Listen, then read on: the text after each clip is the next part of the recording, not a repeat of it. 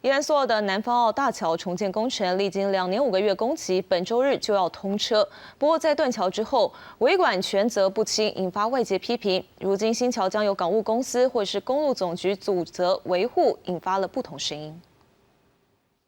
捕获让大鱼游进来这样子。以南方澳在地特产青鱼与海浪为意象，象征小鱼回游出海，大鱼丰收入港。南方澳跨港大桥虽然一度因灌浆时发生千斤顶与工作车滑脱的意外，导致完工期程延宕，但在经历2年5个月工期，确定18日完工通车，让在地餐厅与鱼贩相当兴奋，希望大桥能够带来更多人潮与商机。这样呢，我都设一个是足好的啦，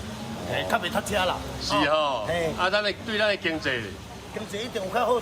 不过，南方澳大桥在2019年断桥前，维管权责模糊不清，一度由宜兰县政府代办维管，直到2017年才发现县府没有维管权责，才把相关工作交还给港务公司。目前的桥梁则由港务公司委托公路总局输发给工程处代为办理，但新桥将由谁维护，至今仍有不同声音。所以当时就是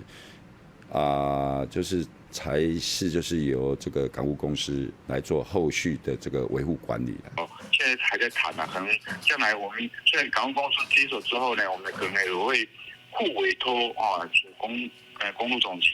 来维管，还是由他们自己去维护了，因为我们的人力是严重的不足。地方认为大型桥梁维管要由航港局与港务公司负起责任。港务公司则说，桥梁完工后会负起维管责任，但也坦言，公司业务着重在港务的经营与管理，没有工程专业，希望副委托给公路总局维管。公路总局则说，愿意与港公司协调，但公路总局也有人力不足的问题，桥梁维管还是倾向由港公司自行找专业顾问公司维护。记者林俊伦宜兰报道。